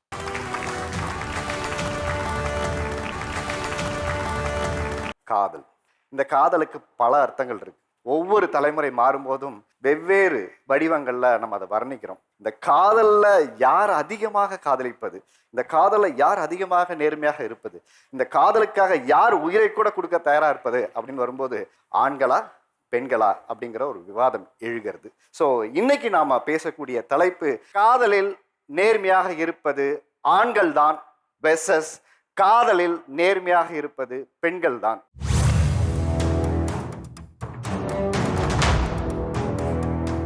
ஆண்களுக்கு காதலிக்கவே தெரியலன்னு பெண்கள் எப்பவுமே ஒரு பெரிய குற்றச்சாட்டு வைக்கிறீங்க இல்லையா, அது ஏன்? லவ்னாலே கமிட்மெண்ட் தான் சார். பட் இப்போ இருக்க பசங்க வந்து அது ஒரு கமிட்மெண்ட்டாக எடுத்துக்கல. எது டைம் பாஸ் லவ்வாக யூஸ் பண்ணிக்கிறாங்க, இல்லைன்னா அந்த ஜென்ரேஷனுக்காக எல்லாரும் லவ் பண்ணுறாங்க நம்மளும் பண்ணலாம் அப்படின்ற மாதிரி தான் லவ் பண்ணுறாங்க. நாங்கள் கொஞ்சம் சினிமேட்டிக்காக எக்ஸ்பெக்ட் பண்ணுவோம். ஒரு காஃபி போட்டு கொடுக்கறதே வந்துட்டு எப்படி எக்ஸ்பெக்ட் பண்ணுவோம்னா, இந்தா எடுத்துக்கோ, அப்படி இல்லை வா காஃபி குடிக்கலாம் அப்படி இருக்கணும். ஸோ அது வந்து பாய்ஸ் கிட்ட இருக்காது. ஃபஸ்ட்டு நாங்கள் அக்செப்ட் பண்ணுற வரைக்கும் அவங்க லவ் எப்படின்னா டாப்பில் இருக்கும். நாங்கள் அக்செப்ட் பண்ண அப்புறம் அதான் வந்துட்டாங்கல்ல நம்பால் தானே அப்படின்ற ஒரு அலட்சியம் வருது. இப்போ இவங்க சினிமேட்டிக்னு சொல்லும் போது அவங்க சிரிச்சாங்க இல்லையா, சினிமேட்டிக்னா நார்மலாக எவ்வளோ ஒரு எமோஷனல் கனெக்ஷனோட. ஃபார் எக்ஸாம்பிள் இப்போ வாரணம் ஆயிரம்ல வர்ற கிருஷ்ணன் அந்த மாதிரிலாம் இப்போ யாரும் கிடையாது இல்லையா, ரொம்ப கஷ்டம் அந்த மாதிரி நம்ம பார்க்கறது. ஸோ அவங்க என்ன சொல்கிறாங்கன்னா ஒரு எமோஷனல் பாண்டிங்கே வந்து அவங்க கிட்ட கம்மியாக இருக்கும். அதனால தான் எப்பயுமே வந்து ஒரு விமன் அட்டென்ஷனுக்காக சண்டை போடுவா. இப்போ ஒரு பொண்ணுகிட்ட ஒரு பையன் வந்து கேட்குறான் அப்படின்னா அம்மா அப்பாவை, கெரியரை, படிப்பை எல்லாத்தையுமே விட்டுட்டு நாங்கள் வர ரெடியாக இருப்போம். ஆனால் ஒன்றே ஒன்று தான் கேட்போம், உங்கள் அம்மாவை ஏற்றிக்காமல் என்ன ஃபஸ்ட்டு சீட்டில் ஏற்றிக்கோ கார்லன்னு கேட்டால் அப்படி பத்துக்கிட்டு ஏறியும். அப்போ ஒரு சின்ன விஷயம் கூட ஒரு ஆணால் அந்த பெண்காக பண்ண முடியாதுன்னும் போது நம்ம வாழ்க்கையை விட்டுட்டு அந்த ஆண்காக வர பெண் கண்டிப்பாக அதிகமாக தான் சார் காதலிக்கிற அந்த ஆணை விட. காதலை ஓகே பண்ணுவதில் அதிகமாக போய் சொல்லுவது யார்? காலேஜ்லேருந்து 3 இயர்ஸாக லவ் பண்ணுறேங்க சார். ஸ்டார்டிங் வந்து பேசும்போதே சிம்பத்தி கிரியேட் பண்ணுறது, என்னையெல்லாம் உங்களுக்கு பிடிக்குமா, என்ன மாதிரி பசங்கள்லாம் லவ் பண்ணுவீங்களா அப்படின்னு சொல்கிறது. சரி நாங்கள் என்ன பண்ணுறோம், அந்த வீக்னஸில் விழுந்துடுறோம். அவர் டான்ஸர் சார், அந்த ஆடல் பாடல்னு சொல்லிட்டு ஆட போகிறாரு சார். போகிற இடத்துல பொண்ணுங்கள்ட்டெல்லாம் இன்ஸ்டாகிராம் ஐடி போட்டு போகிறது, அது மெசேஜ் பண்ணுறது. ஒரு நாள் இவருக்கே தெரியாமல் எங்கள் ஊருக்கு தேட்டர் படம் பார்க்க வந்திருக்காரு. நான் ஃபோனை வாங்கி பார்க்கும்போது மெசேஜை பதட்டத்தில் அழைக்கிறாரு. அப்போ வேறு சர்வர் ப்ராப்ளம் ஆயிடுச்சு, அது அப்படியே நிற்கிது. மெசேஜை படிச்சிட்டேன். என்ன போய் சொல்லியிருக்காரு, என்னை லவ் பண்ணிட்டு இருக்காரு, நான் இப்போ தான் ஃபஸ்ட் இயர் காலேஜ் படிக்கிறேன் அந்த பொண்ணுகிட்ட. ஓகே சார் அந்த இடத்துல வந்துட்டு நான் காலில் விழுந்து அழுதுட்டேங்க சார். ஏன்னா வந்து நான் உன்னை 3 இயர்ஸாக லவ் பண்ணுறேன், கேசட் நிறைய பிரச்சனையை தாண்டி உன்னைய மட்டும்தான் உண்மையா லவ் பண்றேன். நான் இருக்கும்போது நீ ஏன் இன்னொரு பொண்ணை தேடி போற? இப்படிலாம் போகாதன்னு காலில் விழுந்து அழுதேங்க சார்.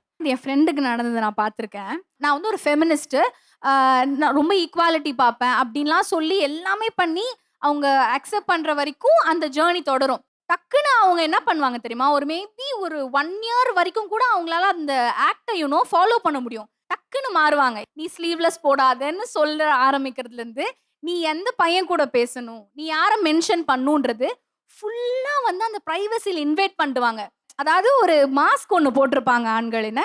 வெளியில வந்து ஈக்குவாலிட்டி நான் பார்ப்பேன் எல்லாமே ரொம்ப ப்ரீச் பண்ணுவாங்க. ஆனால் அது ஆக்ட்ல இருக்காது. கரெக்ட். இது நான் நிறைய அதான் பேரை கேட்குறேன். பார்த்துருக்கேன். நிறைய பேர் வந்து இவங்க சொன்ன மாதிரி ஆண்கள் என்ன பண்ணுவாங்கன்னா, ஒரு போலியான ஒரு முகமூடி ஒன்று போட்டுப்பாங்க. நீங்கள் எவ்வளோ பொருளாதார ரீதியாக வந்து நீ எவ்வளோ சம்பாதிக்கிறேன்னா, என்னை விட உயர்வாக சம்பாதிச்சா கூட நான் பார்க்க மாட்டேன். அது இது நிறைய சொல்லுவாங்கல்ல, அதெல்லாம் தான் கேட்குறேன். என் ஃப்ரெண்டுக்கு நடந்தது. அந்த பையன் வந்துட்டு வேற ரிலீஜியன், இவங்க ஹிந்து. 2 பேரும் கமிட் ஆகும்போதே என்னோட ஃப்ரெண்டு 1000 டைம்ஸ் இந்த கொஸ்டின் பண்ணுறான். நீங்கள் ரிலீஜியன் வேற, நாங்கள் ரிலீஜியன் வேற, வீட்டில் அக்செப்ட் பண்ண மாட்டாங்க, நீங்கள் பேசிடுவீங்களான்னு. ஆனாலும் அவங்க வந்து ரொம்ப லவ் பண்ணி ஒரு எக்ஸ்ட்ரீமுக்கு போயிட்டாங்க சார். அந்த பொண்ணு என்ன பண்ணுறான்னா, she is earning around 2 lakhs sir துபாயில். அவளோட ஃபேமிலி வந்து ரொம்ப லோ லெவல் ஃபேமிலி தான். இவன் ஏர்ன் பண்ணால் தான் அந்த ஃபேமிலியை பார்த்துக்க முடியும். ஆனாலும் இந்த பையன் சொன்ன ஒரு வார்த்தைக்காக அவர் கூட இந்தியாவே வந்துடுறாங்க.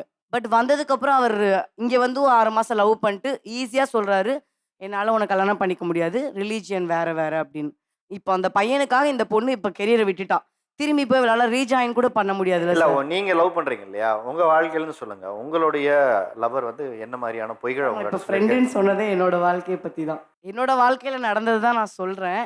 நான் அது என்னால் அதை ஷேர் பண்ணும்போது நான் ரொம்ப எமோஷ்னல் ஆயிடுவேன்றதுனால தான் ஒரு ஃப்ரெண்டுன்னு சொல்லி சொன்னேன். எத்தனை வருஷம் லவ் இது? 1 year லவ் பண்ணோம் சார். அவங்களுக்காக இந்தியா வந்து 6 months லவ் பண்ணோம் சார். எப்படி சொல்கிறதுனா, ஒரு ஷாக்கிங் நியூஸு. இப்போ எனக்கு அவர் பிரேக்கப் அனௌன்ஸ் பண்ணுறாருனா, next month he got engaged sir. அப்போ பொண்ணு ஆல்ரெடி பார்த்து வச்சுட்டு வந்து லவ் பண்ணுறாங்களா சார்? அதுதான் எனக்கு புரியல. இல்லை, நீங்கள் இவ்வளோ தியாகம் பண்ணுறீங்க. ஒரு விஷயம் பெண்கள் ஏன் சிந்திக்க மாட்டேங்கிறீங்கன்னு ஒன்று புரியல. நீங்களாக இருப்பதை ஏற்றுக்கொள்ளும் ஒரு நபர் தானே உங்கள் வாழ்க்கைக்கு சரியான நபர். அவங்க சொன்னாங்களே சார், அதுக்கு தான் 6 மாதம் அந்த முகமுடி. But this is what girls எந்த அளவுக்கு வேணால் எக்ஸ்ட்ரீம் போவாங்க. அதுக்கு ஒரு பெஸ்ட் எக்ஸாம்பிளாக தான் நான் இங்கே வந்து உட்காந்துருக்கேன். லவ் ஓகே பண்ணுற வரைக்கும் தான் நீங்கள் எஃபோர்ட் போடுறீங்களா? ஓகே பண்ணதுக்கப்புறம் அந்த ரிலேஷன்ஷிப்பை கன்டினியூ பண்ணுறது, சஸ்டெயின் பண்ணுறது எல்லா எஃபர்ட்டையும் பெண்கள் தான் எடுக்கிறாங்கன்னு சொல்கிறாங்க. இதுக்கு உங்கள் பதில் என்ன? இப்போ வந்து லவ் பண்ண ஸ்டார்ட் பண்ண உடனே அவ வந்து என்ன பண்ணுவாங்கன்னா, ஜாலியாக போவாங்க, பேசுவாங்க, எல்லாம் பண்ணுவாங்க. பட் அந்த கல்யாணம்ன்ற ஒரு ஸ்டேஜ் கிட்ட போகும்போது அந்த இடத்துல வந்து அதுதான் எனக்கு கொஞ்சம் பயமா இருக்குடா, நான் எப்படி போய் வீட்டில் ஃபேஸ் பண்ண போறேன்னு தெரியல அப்படின்னு அவங்க தான் ஸ்டார்ட் பண்ணுவாங்க. சார், பொண்ணையும் பொருளையும் ஒரே மாதிரி பார்க்குறாங்களோன்னு எனக்கு தோணுது. ஏன்னா இப்போ ஒரு பொண்ணு கிடைச்சிச்சுன்ற போது ஃபர்ஸ்ட் நாள் ஆள்ரா பார்த்தல, மாஸ் காட்டுற பார்த்தல அப்படின்ற மாதிரி ஒரு பேச்சு வரும். அதுக்கப்புறம் 2வது நாள் தான் அவங்களே வந்து எல்லார்ட்டும் போய் சொல்றது, ஸ்டோரி போடுறது, நம்மளுக்கு எல்லாமே வாங்கி கொடுக்கறது, ஒரு அழகு பார்த்து அவங்க நம்மளை பார்த்து ரசிக்கிற காலங்களும் உண்டு.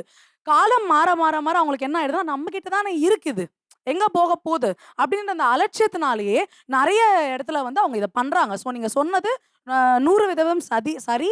அண்ட் ஆண்கள் அந்த தவறை செய்து கொண்டே இருக்கிறார்கள்.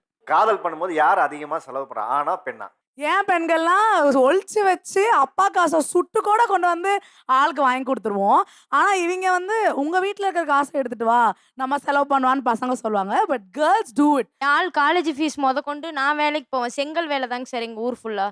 காலேஜ் ஃபீஸ் கொண்டு 1500 ரூபாய் வரும். அதுக்கு 3 வாரம் செங்கல் இறக்கணும், லாரியில் போயிட்டு 10,000 நான் இறக்கி கட்டுவேன் வீட்டுக்கு தெரியாமல். வேலைக்கு போவேன் சார், டான்ஸ் ஆட போவேன் சார், மேக்கப் ஆர்டிஸ்ட் சார். நான் அவனுக்காக பண்ணாத வேலை இல்லை. கிடைக்கிற காசில் அவனுக்காக பிரேஸ்லெட் எடுக்கிறது, வெள்ளியில் ரிங் எடுக்கிறது. அப்போ லவ் பண்ணும்போது ஒவ்வொரு எல்லா பையனையும் சொல்லலை, நிறைய பசங்க வந்து லட்சியமாக நினைக்கிறாங்க. அது கொஞ்ச நாள் அலட்சியமாக நினைக்கிறாங்க. அது ஏன்னு தெரிய மாட்டேங்குது. பெண் தான் செலவு பண்ணுறோம், ஆண்களும் கொடுப்பாங்க. இனிஷியேட் பண்ணுறது அவங்கள தான் இருக்கும். ஆனால் பெண்கள் கொடுக்கறது பார்த்தீங்கன்னா ரொம்ப எக்ஸ்பென்சிவாக இருக்கும். அவன் வேணும்னு இப்படி நினைக்கிறத கூட பொண்ணுங்கள் வந்து கண்ணுக்கு முன்னாடி எடுத்துகிட்டு வந்து கொடுப்பாங்க. அந்த ஐஃபோன் மாடல் லான்ச் ஆகுதுன்னு எப்போவோ சொல்லியிருப்பான். அந்த மாடலை நான் எக்ஸ்பென்சிவாக வாங்கி கொடுத்துருக்கேன். அதே மாதிரி பைக், அது மாதிரி எக்ஸ்பென்சிவ் கிஃப்ட்ஸ். அதான் 25K கேட்டால் நீங்கள் வந்து 1.5 லட்சம் ரூபாய் அந்த மாதிரி தான். பொண்ணுங்க தான் கொஞ்சம் ஓவர் ஹைப் கொடுப்பாங்க பாய்ஸ்க்கு. லவ் பண்ணும்போது அதிகமாக செலவு செய்வது ஆண்களா பெண்களான்னு கேட்கும்போது பெண்கள் தான். நீங்கள்லாம் பெருசாக செலவு செய்யலைன்னு சொல்கிறாங்களே, இதுக்கு பதில் என்ன வச்சுருக்கீங்க? சார், இப்போது நான் லவ் பண்ணி ஒரு 3 years ஆயிடுச்சு. அரௌண்ட் ஒரு 12 lakhs வரைக்கும் நான் செலவு பண்ணியிருப்பேன் அவங்கக்கிட்ட. 12 lakhs? ஆமாம். எங்கே ஒர்க் பண்ணுறீங்க? பைலட்டாக ஒர்க் பண்ணிட்டு இருக்கேன் சார். பைலட்டாக இருக்கீங்க? ஓகே 12 லேக்ஸ்க்கு வந்து என்னெல்லாம் வாங்கி கொடுத்துருக்கீங்க? எங்க ட்ரிப்பு போனாலுமே நிறைய பெரிய பெரிய ட்ரிப்பா தான் எக்ஸ்பெக்ட் பண்ணுவாங்க அவங்க. என்ன மாதிரி உங்ககிட்ட எக்ஸ்பெக்ட் பண்ணி கேட்டிருக்காங்களா இல்ல ஏதாவது இண்டிகேஷன் கொடுப்பாங்களா? எதை வச்சு நீங்க அவங்களுக்கு வாங்கி சேலரி டேட் வரதுக்கு முன்னாடியே வந்து ஒரு லிஸ்ட் வச்சிருப்பாங்க சார். சேலரி டேட்டுக்கு முன்னாடி டேட்டுக்கு முன்னாடி ஒரு லிஸ்ட் வச்சிருப்பாங்க. இந்த ப்ராடக்ட் வாங்கணும், அந்த ப்ராடக்ட் வாங்கணும், நீ வாங்கி கொடுப்பியா அப்படின்னு கேட்பாங்க. எங்க டாடி கிட்ட நான் கேட்க மாட்டேன், உங்ககிட்ட கேட்குறேன் அப்படின்னு சொல்லி எக்ஸ்பெக்ட் பண்ணுவாங்க. நம்ம அந்த எக்ஸ்பெக்டேஷன்லயே நம்ம இல்லைன்னு சொல்லிட முடியாதுன்னு சொல்லிட்டே வாங்கி கொடுத்துருவோம். இந்த மெசேஜ் வரும்போது அந்த மனநிலை எப்படி இருக்கும்? சேலரி டேட்டுக்கு ஒரு 10 டேஸ் முன்னாடியே அவங்க அந்த டைமிங் வெயிட் பண்ணிட்டே இருப்பாங்க போல இருக்கு. கரெக்டா ஒரு வரதுக்கு எனக்கே தெரியாது. இப்போ அவங்களோட மெசேஜ் வரும்போது நான் நினைப்பேன், ஓ சேலரி வரப்போகுது போல, நான் ஸ்டாப்பா மெசேஜ் வந்துட்டு இருக்கு இப்போ. டேட்டே நீங்க பாப்பீங்க. ஆமா, அப்போதான் நான் நினைப்பேன் சேலரி டேட் பக்கத்துல வந்துருச்சு. ஆனா இதுல ஒரு விஷயம் நான் பொதுவா சொல்ல வேண்டியது என்ன தெரியுமா sir? Love is a emotion, it's not a material, it's a purest form of life. Just think it. அது திங்க் பண்ணிட்டு போயிட்டே இருக்கணும், அவ்வளவுதான் இது வாழ்க்கை. உங்க லவர் கிட்ட சொல்லிருக்கீங்களா? சொல்லியிருக்கேன் சார். நான் அதுக்கு என்ன பதில் சொல்லிருக்காங்க? நிறைய பார்த்தாச்சு. சொல்றேன், நிறைய பார்த்தாச்சு. இது எதுல இருந்து பார்த்துட்டு வந்திருப்பேன் அப்படின்னு. இப்ப அந்த லவ் இருக்கா? பிரேக்கப் ஆயிடுச்சு சார். பிரேக்கப் ஆயிடுச்சு. ஆமா. ஓ அததான் சொன்னீங்களா நிறைய பார்த்தாச்சுன்னு சொல்லிட்டு. Okay okay okay okay. அதான் சொன்ன மாதிரி 12 lakhs நான் 6 years லவ் பண்ணிட்டு இருக்கேன். நான் 5 lakhs இது வரைக்கும் ஸ்பெண்ட் பண்ணியிருக்கேன். அவ்வளவு காசு எங்கடா தம்பி உனக்கு? நான் பார்ட் டைமா ஒர்க் பண்ணிட்டு இருக்கேன். வீட்ல இருந்து எடுத்து கொடுக்குறீங்களா உங்க சம்பளத்துல இருந்தா சரிங்களா? சம்பளத்தா சார். அதாவது ஒரு காதல் அப்படின்னு ஒன்று வந்தவுடனே ஒரு பிரேக்கப் அப்படிங்கிறது இன்னைக்கு அந்த காதலில் ஒரு அங்கமாக இருக்குது. ஆனால் அந்த காதலில் ஒரு பிரேக்கப்னு வந்தவுடனே அதை கடந்து மீண்டும் இன்னொரு காதலில் விழுகிறது அப்படிங்கிறது யார் சீக்கிரமாக அதை முன்னெடுக்கிறா, ஆனா பெண்ணா? நான் வந்து 4 வருஷமா ஒரு லவ் பண்ணிட்டு இருந்தேன். நான் வந்து ப்ரொஃபஷனல் ஃபோட்டோகிராஃபர். வீக்லி ஒன்ஸ் பார்க்கும்போது கேப்புச்சினோ காஃபி குடிப்போம். கேப்புச்சினோ காஃபி குடிக்கும்போது என்ன ஆகுதுன்னா, அப்படியே பேசிட்டே என்ன ஆகுதுன்னா, நீ வந்து ஃபோட்டோகிராஃபி விட்டுரு, ஃபோட்டோகிராஃபி ஆனால் உனக்கு வராது, நல்லா தான் ஃபோட்டோ எடுத்து போஸ்ட் பண்ணுறேன், உனக்கு வராது, நீ விட்டுருன்றாங்க. அப்படியே கொஞ்ச நேரத்தில் நான் ஒரு ரிங்கு அவங்களுக்கு கிஃப்ட் பண்ணியிருந்தேன், சில்வர் ரிங்கு 6K வாங்கி கொடுத்துருந்தேன். நெக்ஸ்ட்டு கொஞ்ச நேரத்தில் இல்லை இதுவும் வராது, நான் வந்து உன் ஃப்ரெண்டை லவ் பண்ணுறேன் ஆன் தி ஸ்பாட்டில். அன்றைக்கி என் பர்த்டே, அன்றைக்கி நைட்டு 11 o'clock இருக்கும். பர்த்டே வந்து முடியிற நேரத்தில் வந்து ஏன் சொல்லணும் அந்த மாதிரி சொல்கிறாங்க சார். இல்லை நீங்கள் அதை கன்வின்ஸ் பண்ண ட்ரை பண்ணீங்களா? அந்த பிரேக்கப் டைமில் என்ன நீங்கள் அழுக ஆரம்பிச்சு நான் அந்த காஃபி இருக்குல்ல, காஃபி வந்து ஹாட் போட்டு தான் கொடுக்கும்போது ஹாட் போட்டு காஃபி, அந்த காஃபிக்குள்ளே அந்த ரிங்கை வந்து நான் என்னோட ரிங்கை கழட்டி போட்டு காஃபி தூக்கி போட்டு வந்துட்டு. அதுக்கப்புறம் இன்னும் வாங்க பேசவே இல்லை. அதுக்கப்புறம் நான் பேசல, அவங்களும் பேசல. ஆண் பெண்கள்லாம் கிடையாது சார். யார் அதிகமாக லவ் பண்ணுறாங்களோ அவங்க அங்கேயே தான் இருப்பாங்க. The other person moves on. ஒரு பதிலாக சொன்னாங்க, யார் உண்மையாக காதலிக்கிறாங்களோ அவங்க அதே இடத்துல தான் நிற்கிறாங்க. இந்த பையன் பேசும்போது கூட இன்னும் அந்த பையனுக்கு அதுலேருந்து வெளியில் வர முடியல. அந்த உணர்வும் ஏன்னா அந்த காஃபியில் அந்த ரிங்கை தூக்கி போட்டு போகும்போது அந்த பையன் சொல்கிறத என்னால் விஷுவல் பண்ணி பார்க்க முடியுது. என்ன மாதிரியான ஒரு சூழலை அந்த கடந்து வந்திருக்காப்லன்னு. ஆக்சுவலி என்னோட பேர் நிஷாந்த். நான் ஒரு independent artist, singer, song writer. So என்னுடைய லவ் வந்துட்டு 2016 ஸ்டார்ட் ஆச்சு. நான் அதுக்காக ஒரு லவ் சாங் ஒன்று பண்ணேன். பிரேக்கப் சாங் தான் அது ஒரு பண்ணலாமா சார்? பாடலாமா? பிரேக்கப் சாங் 4 வரி பாடுங்க. ஓகே. கண்ணுக்குள்ள நிக்கிற என் காதலியே, உன்னை விட்டாயா துணையே, கண்ணை மூடி திறந்தாலும் முகம் தாவும் நினைவுகள் போகலையே. நண்பர்களின் காதலுக்கு உதவுவது அதிகம் ஆண்களா பெண்களா? என் ஃப்ரெண்டு வந்து சேலம்ல இருக்காங்க, நான் ஒசூர் சைட். அவங்கள வந்து ஹவுஸ் அரெஸ்ட் பண்ணிட்டாங்க ரிலேஷன்ஷிப் தெரிஞ்ச உடனே. அந்த அண்ணாவை எனக்கு தெரியும், அவங்க எங்கள் சீனியர். ஸோ அவர் கால் பண்ணி இப்படி சொன்னார். அப்போ தான் வந்து கிளிப்பை வாண்டடாக உடச்சிட்டு டென்டிஸ்ட்டுக்காக சேலம் போய் அங்கே போயிட்டு ஹாஸ்பிட்டல் உள்ளே இருக்கும் போது காம்பவுண்ட் வால் எகிரி குதிச்சு, அப்புறம் அந்த அண்ணா வந்து பிக்கப் பண்ணி அவங்க வீட்டுக்கு போய் ஆன்ட்டி மால்க்கு போயிட்டு வந்துடுறோம், ஒரு 1/2 hour வெளியே போயிட்டு வந்துடுறோம் அப்படின்னு சொல்லி அந்த பொண்ணை கூட்டிகிட்டு போயிட்டு இவங்க 2 பேரையும் மீட் பண்ண வச்சுட்டு நான் அப்போ எங்கள் வீட்டில் அடி வாங்கினேன். இதெல்லாம் ஆக்சுவலாக பரவாயில்ல சார். நான் என் ஃப்ரெண்டுக்காக ஸ்டேஷன் போயிட்டு வந்தேன் சார். ஸ்டேஷனுக்கா? ஆமா சார். சார் என் ஃப்ரெண்டு ரொம்ப ட்ரூவா ஒரு பொண்ணை லைக் 2 years ஒன் சைடா லவ் பண்றான் சார். அவன் பேர் தீவேஷ், என்னோட சைல்ட்ஹுட் பெஸ்ட் ஃப்ரெண்ட். ஒன் சைடா லவ் பண்ணா அது லவ் மாதிரியா இருக்கும். அது அவனை பொறுத்த வரைக்கும் அது லவ் சார். அவனுக்கு ரீசெண்டா பிரேக்கப் வேற ஆயிடுச்சு அவனை பொறுத்த வரைக்கும். அந்த பொண்ணுக்கு ஜோரோன்னு யாரோ அவங்களோட ஃப்ரெண்டு சொல்லி அவனுக்கு தெரிஞ்சது சார். அதுக்காக ரைட்டு 3 மணிக்கு என்ன வீட்டுக்கு கீழே கூப்பிட்டு மச்சான் வாடா போலான்னு சொன்னான். அந்த பொண்ணு வீட்டாண்ட போனா அவங்க அப்பா பார்த்துட்டாரு. சரி இவன் மாட்டிட்டு போனா பரவாயில்ல, என் ஃப்ரெண்டு கீழே தான் நிற்கிறான், அவனவே கூப்பிட்டுக்கன்னு சொல்லிட்டாங்க. அவங்க அப்பா பெருசா கம்ப்ளைண்ட் பண்ணி நானும் அவனை தேவையில்லாம ஸ்டேஷன்ல நின்று இருந்தேன் சார். போலீஸ்னா கூட பரவாயில்ல சார், ஓரளவுக்கு தப்பிச்சிக்கலாம். ஒரு தடவை போனேன் சார், ஃப்ரெண்டு கூப்பிட்டான்ட்டு. அவனா சொன்னா இந்த மாதிரி ஒரு பொண்ணை லவ் பண்ணேன் ஒரு இடத்துல. சரி ஓகேன்ட்டு போனேன். பொண்ணுக்கு யாரா வீட்டில் இருக்கான்னு கேட்டால் அவங்க அண்ணன் மட்டும் தாண்டா இருக்கான், அவன் ஒன்றும் இல்லைடா ஜோப்டாடா அப்படி இப்படின்னா.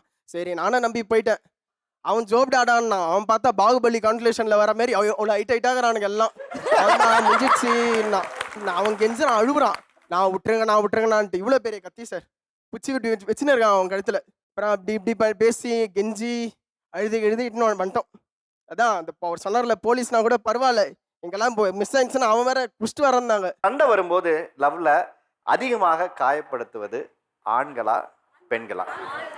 என்ன மாதிரி எல்லாம் சொல்லி காயப்படுத்தி ஹர்ட் பண்றாங்க? இப்போ ஆண்கள் என்ன பண்ணுவாங்கன்னா, ஒரு பொண்ணை பிளாக் பண்றது, சண்டைன்னு வந்துட்டா பிளாக் பண்றது, நீ போயிட்டா நான் வேற பொண்ணை பார்த்துப்பேன், உன்னால் ஒன்றும் பண்ண முடியாது அப்படின்னு சொல்லிட்டு கெட்ட வார்த்தை பேசுறது, வீட்டை போய் உங்க வீட்டை வந்து நின்றுவேன், என்ன பிரச்சனை பார்த்துக்கலாம் அப்படின்னு பண்றது, அந்த மாதிரி ஆண்கள் தான் பண்ணுவாங்க. பெண்கள் வந்து அந்த அளவுக்கு போக மாட்டாங்க.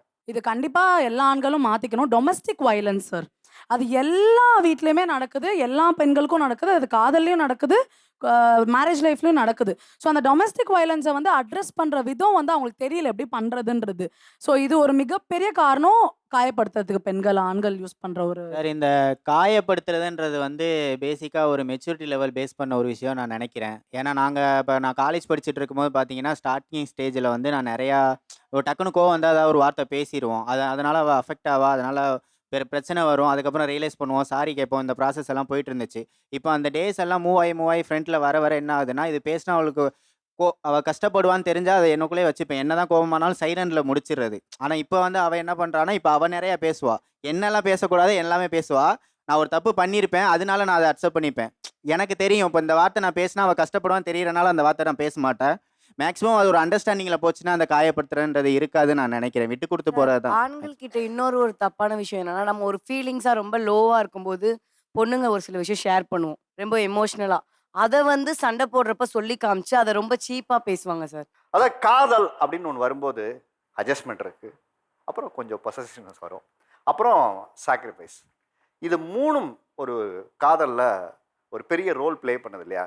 இந்த ரோலை யார் சரியா ப்ளே பண்றாங்கன்னு நினைக்கிறீங்க? ட்ரெஸ்ஸிங் சென்ஸ்லேருந்து பேசும்போது உங்களை கெட்ட வார்த்தை சொல்லி திட்டதை தாண்டி உன் வளர்ப்பு சரியில்லை, உன் அப்பா உன்கிட்ட இது வரைக்கும் கேட்டது இல்லையா, எப்படி நீ வீட்டை விட்டு இப்படி போன, உன் அப்பா எதுவும் கேட்கலையா, உன் அம்மா உன்னை சரியா விளக்கலையா அப்படிங்கிற அளவுக்கு போயிடுது. அவங்கள ஹர்ட் பண்றதை தாண்டி ஃபேமிலி மெம்பர்ஸை இன்வால்வ் பண்ற அளவுக்கு ஹர்ட் பண்ண ஆரம்பிச்சிடுறாங்க. பொண்ணுங்கெல்லாம் ட்ரிப் போகிறோன்னா அவங்க வரேன்னு சொன்னாங்கன்னா நாங்கள் ஓகேன்னு சொல்லுவோம் சார். அப்போ என் கூட இருக்க ஃப்ரெண்டை பார்த்து உன் ஃப்ரெண்டு அழகா இருக்கான்னு கமெண்ட் பண்ணுவான். அப்போ நமக்கு ஜெலஸாக தான் இருக்கும், என் ஃப்ரெண்டு என்னை விட அழகா இருக்கான்னு சொல்லும்போது ஆப்வியஸ்லி கோவம் வரும். ஆனால் நாங்கள் கேர்ள்ஸ் ரியாக்ட் பண்ண மாட்டோம். இதுவே பசங்க ஒரு ட்ரிப் போகிறாங்கன்னு வச்சுக்கோங்க, உன் கேங்கோட நான் வரேன்னு சொன்னால் பசங்க ஒத்துக்க மாட்டாங்க. ஏன்னா நம்ம கேர்ள் ஃப்ரெண்டை பார்த்து கமெண்ட் பண்ணுவான்ற ஒரு இன்செக்யூரிட்டி அவங்களுக்கு இருக்கு. ஸோ அந்த மாதிரி பொசசிவ்னஸ் பாய்ஸ்க்கு இருக்கு. பாய்ஸ் கேங்ல பெண்களை ஏன் உள்ள சேர்த்துக்கிறது இல்லை? எங்க கூட பசங்க வருவாங்களே, அவங்கள பத்தி எங்களுக்கு தெரியும் அவங்க எவ்வளவு பெரிய ஃப்ராடுன்னு. இப்போ எங்களுடைய மச்சான் வரானா, அவன் வந்து ஒரு ரீல்ஸ்ல ஒரு பொண்ணு வந்தா ஒரு 100 தடவை பார்ப்பான், ஒரு நியூஸ் பேப்பர்ல ஒரு பொண்ணு இருந்தா அதை பார்த்துன்னே இருப்பான், கட் பண்ணி போட்டோ வச்சுப்பான். அதுக்காக இப்போ நாங்க போனா நான் அவங்க கேங் கூட பொண்ணு ஏதோ பண்ண போறதில்ல, அந்த பொண்ணு வந்தா என் கூட இருக்க பசங்க வந்து எந்த மாதிரி பார்வையில் பார்ப்பாங்களோ என்ன பண்ணுவாங்க. ஸோ எனக்கு ஒரு பயம், அதுக்காக அவங்க சேஃப்டிக்காக தான் சார். என்னப்பா இப்படி சொல்லி நண்பர்கள் எல்லாரையுமே மொத்தமா காலி பண்ணி நண்பர்கள் நான் இவனை சொல்ல, என் கூட ஃப்ரெண்ட்ஸ் இருக்காங்க. இப்போ இதே இவன் வந்து இவன் ஒய்ஃப் கூப்பிட்டு வரானா, பசங்க வந்து தப்பான பிஹேவ் பண்ணுவாங்க, தப்பான பார்க்க மாட்டாங்க. ஒய்ஃப் வந்தாங்கன்னா அக்செப்ட் பண்ணிப்போம். ஆனால் ஒரு பொண்ணு ஒரு சிங்கிளாக ஒரு பொண்ணு ஒருத்தனா அதை நான் அக்செப்ட் பண்ணிக்க மாட்டேன். எதுக்குன்னா அது என் கூட ஒரு நல்லா க்ளோஸாக இருக்கு, அந்த பொண்ணை போனோம் அந்த பசங்க கூட க்ளோஸ் ஆகிடும். ஸோ அது என் கூட கால் பேசாது, அவங்க கூட கால் பேசுறது ஒரு பயம், வேற எதுவும் இல்லை. எனக்கு பயம் என்னன்னா, ஃப்ரெண்ட்ஸ் கிட்ட இன்ட்ரோ பண்றதெல்லாம் பிரச்சனை இல்லை, கடைசியில அவங்களும் இவங்களும் ஒன்று சேர்ந்துட்டாங்கன்னா அது எப்படி இருக்கும்? அப்போ உங்க லவ்வர் மேல உங்களுக்கு நம்பிக்கையே இல்லாம தான் லவ் பண்றீங்களா? அவங்க என்ன கேட்குறாங்க, உங்க லவ்வர் மேல உங்களுக்கு நம்பிக்கை இல்லையா, உங்க ஃப்ரெண்ட்ஸ் மேல நம்பிக்கை இல்லையா? ஃப்ரெண்ட்ஸ் மேல நம்பிக்கை இல்லை சார். ஏன்னா எங்க ஃப்ரெண்ட்ஸ் எப்படின்னு எங்களுக்கு தானே சார் தெரியும்.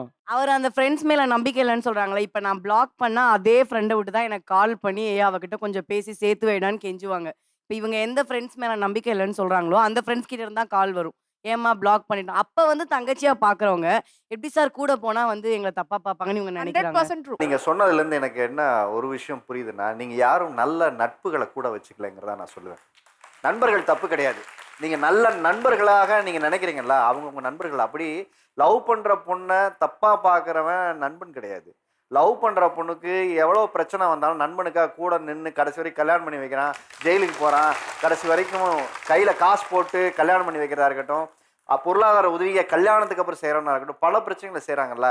அவங்க தான் ட்ரூ ஃப்ரெண்ட்ஸ். பசங்க அங்கே போனோம் அப்படின்னா பிரிச்சலாம். நம்ம இருக்கிற வரைக்கும் ஜாலியாக இருக்கும் அப்படின்னு சொல்லிட்டு நம்ம ஒன்றா தான் இருப்போம். அவங்க இருக்கணும், அவங்க ஃப்ரெண்ட்ஸுன்ற எங்களோட எண்ணம் அவங்க ஒன்றா இருக்கணும் அப்படின்றது. அவங்க உள்ள வந்து ஆனால் இவன் அப்படி இருக்கான், நோட்ட சொல்லி இவனை நோட்ட சொல்லி ஃப்ரெண்ட்ஷிப்பே பிரேக் பண்ணிடுறாங்க. நீங்க எங்களோட பாய்ஸ் கேங்க்ல வந்தவொடனே பசங்களை பற்றின ஒரு இன்ஃபர்மேஷன் தெரிஞ்சுக்கிட்டு, நீ அவனோட பேசாத, அவன் தண்ணி அடிக்கிறான், அவன் ஸ்மோக் பண்ணுறான், இல்லை அதிகமாக வந்து அவனுக்கு நீ செலவு பண்ணுற, இது மாதிரி நிறைய விஷயங்களை நீங்கள் இன்ஃப்ளூயன்ஸ் பண்ணி அந்த ஃப்ரெண்ட்ஷிப்பையே நீங்கள் வந்து கெடுத்துறீங்க, அந்த ஃப்ரெண்ட்ஷிப்பை நீங்கள் வந்து பிரிச்சுறீங்க. அதனால தான் எங்கள் கேங்கில் கூட்டு போக மாட்டோம்னு சொல்கிறாங்க. சார் பாய்ஸ்லாம் சேர்ந்தா என்ஜாய் பண்ணுறாங்கன்னு சொல்கிறாங்களே, என்ஜாய்னா என்ன, மிஞ்சி மிஞ்சி போனால் குடிக்க போகிறாங்க. அது ஒரு லெவலுக்கு மேலே ஓவர் ஆகும்போது பெண்கள் சொல்வது உண்டு. அது வந்து நான் இல்லைன்னுலாம் மறுக்க மாட்டேன். ஏன்டா அவன் உன்னை ஓவராக குடிக்க வைக்கிறான், அவன் கூட சேர்ந்தா எவ்ரி சாட்டர்டே நீ அங்கே போகிற இங்கே போகிறேன்னு கேட்போம். அதுக்காக ஃப்ரெண்ட்ஷிப்பே கட் பண்ண சொல்கிற அளவுக்குலாம் நாங்கள் இல்லை சார். என்னதான் இருந்தாலும் பாய் ஃப்ரெண்ட் மேலே இருக்க ஒரு கேர்லாம் நிறைய இல்லை நீங்கள் பண்ணாமல் இருக்கலாம், ஆனால் நிறைய பெண்கள் இது செய்கிறாங்க. அதாவது அவங்களுக்கு போகும்போது ஏதோ ஒன்று அவங்ககிட்ட பிடிக்காம போயிடும். ஆமாம் சார். அந்த கேரக்டர் பிடிக்காது, இல்லை அவர்கிட்ட ஒரு அரகன்ஸ் இருக்கும். சில பேர் வந்து ஒரு ஆட்டிடியூடாக இருப்பாங்க, எல்லார்ட்டையும் துடுக்குத்தனமாக பேசுவாங்க. என்ன எல்லாரும் திமுறா பேசுவோம், அவரோடலாம் நீங்கள் ஏன் இப்படி இருக்கீங்க, எங்கேயா பிரச்சனை மாட்டிப்பீங்க, ஏதாவது ஒரு அக்கறையெல்லாம் நீங்கள் சொல்கிற விஷயம் அந்த நட்பையே துண்டிச்சு இருக்குது அப்படிங்கிறதான் அவர் சொல்கிற விஷயம். அது ஏன் அப்படி நடக்குது? என் ஹஸ்பண்டும் அவங்க ஃப்ரெண்டும் பைக்கில் ட்ராவல் பண்ணிட்டு இருக்காங்க. 2 பேருமே ஃபுல்லாக குடிச்சிட்டு இருந்தாங்க. ஆப்போசிட்டில் ஒரு லாரி ஒன்று வந்தது.